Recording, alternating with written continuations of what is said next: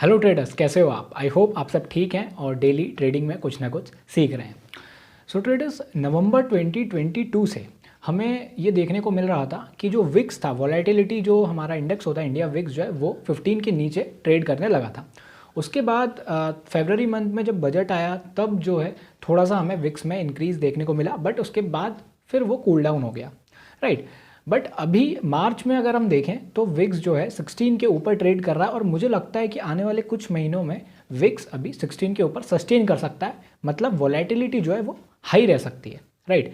तो मैंने पिछले एक वीडियो बनाया था, उसमें मैंने ये बताया था कि how to trade in low VIX environment, right. Low VIX environment में ऑप्शंस में हमें कैसे ट्रेड करना चाहिए।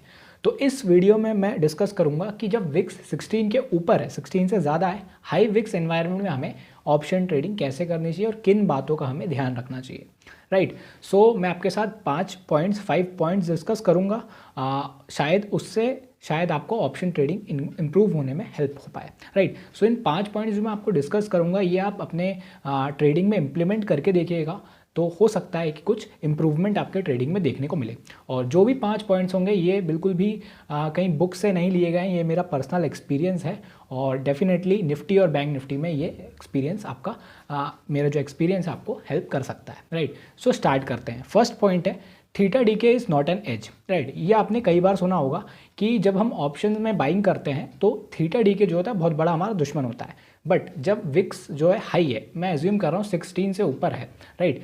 विक्स अगर हाई है तो थीटा डीके जो होगा वो एक एज नहीं होगा, right, for option writers, right. और ऑप्शन बायर्स के लिए जब विक्स हाई होगा तो उनको थीटा डीके से डरने की ज़रूरत नहीं होगी, राइट, क्योंकि ऑप्शन का प्रीमियम जो होगा वो हाई होगा और तुरंत में डीके नहीं आएगा अगर आपका डायरेक्शन सही होता है। तो अगर आप ऑप्शन बाइंग करते हो और विक्स हाई है तो आपको थीटा डीके से डरने की ज़रूरत नहीं है, राइट। डेफिनेटली एक्सपायरी के दिन डीके तो आएगा ही, मैं ये नहीं कह रहा हूँ कि डीके नहीं आएगा, डीके होगा, बट डीके काफ़ी कम धीरे धीरे होगा, राइट। प्रीमियम जो होगा हाई होगा, अगर आप ट्रेड करते हो आपका डायरेक्शन सही होता है तो वो एक बेटर पोजीशन, अगर डायरेक्शन सही जाता है तो आपको जल्दी प्रॉफिट मिल सकता है, डीके उतना ज़्यादा नहीं होगा जितना लो विक्स एनवायरनमेंट में होता था, राइट। सो फर्स्ट पॉइंट यही है, theta decay is not an edge when high volatility environment is there, right. So second point, avoid unnecessary adjustment. Adjustment mostly option sellers ही करते हैं, बट जो ऑप्शन बायर्स होते हैं वो एडजस्टमेंट कैसे करते हैं, कुछ लॉट्स को इंक्रीज़ कर देते हैं और कुछ लॉट्स को कभी कभार हो सकता है डिक्रीज़ कर दे। तो जब हाई विक्स एनवायरनमेंट होता है तो मेरा ये मानना है कि हमें एडजस्टमेंट जितना हो सके कम करना चाहिए, राइट। क्योंकि हाई विक्स एनवायरनमेंट में क्या होता है, बड़ी बड़ी कैंडल्स बनती है, हो सकता है कभी बार 200-300 पॉइंट्स की कैंडल बन जाए और उसके बाद उसका फॉलोअप ना मिले।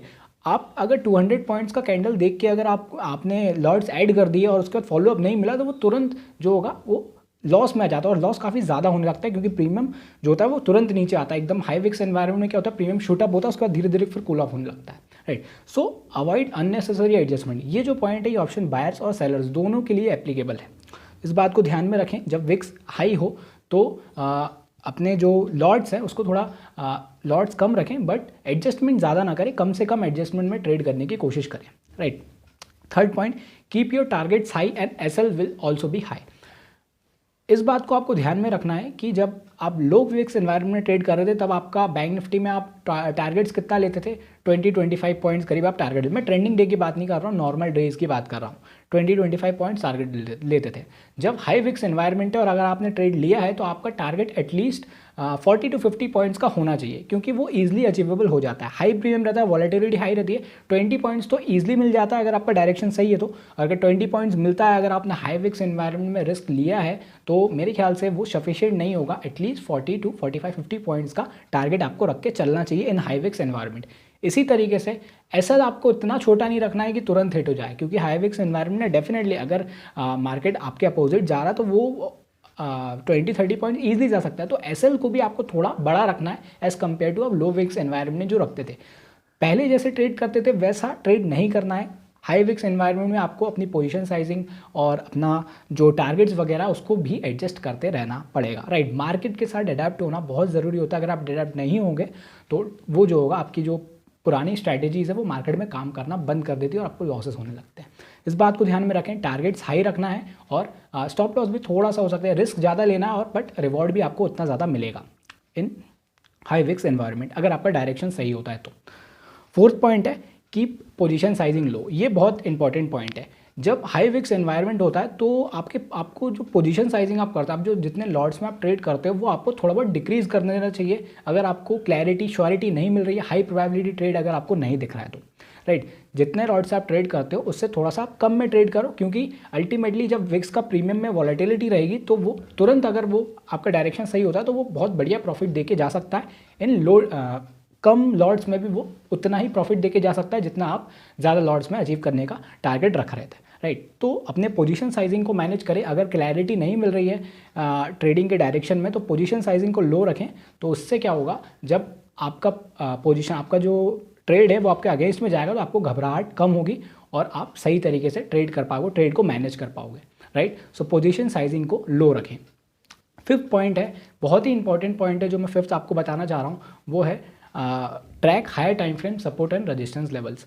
जब हम इंट्राडे में ट्रेड करते हैं हम मोस्टली क्या करते हैं, प्रीवियस डे का और उससे एक दिन पहले का हम लोग सपोर्ट एंड रेजिस्टेंस लेवल देखते हैं। बट हाई विक्स एनवायरनमेंट में आपको एक बार हायर टाइम फ्रेम, सपोज आप कह लो कि 1 डे का टाइम फ्रेम में एक बार सपोर्ट एंड रेजिस्टेंस देखना बहुत ज़रूरी होता है बेटर ट्रेड करने के लिए, राइट। डेफिनेटली 15 मिनट्स 5 मिनट्स भी ज़रूरी होता है, बट मुझे लगता है हाई विक्स एनवायरनमेंट में जो बड़े लेवल्स के बड़े टाइम फ्रेम के जो सपोर्ट एंड रेजिस्टेंस रहते हैं वो ज़्यादा बेटर काम करते हैं as compare to shorter time frame, right. So जब विक्स हाई हो तो एक बार आप डेली टाइम फ्रेम के सपोर्ट एंड रेजिस्टेंस को आर्ली आप एक बार चेक करते रहें कि कैसा क्या प्राइस एक्शन वहाँ पर बन रहा है, राइट। तो हो सकता है आप बेटर तरीके से ट्रेड कर पाओ।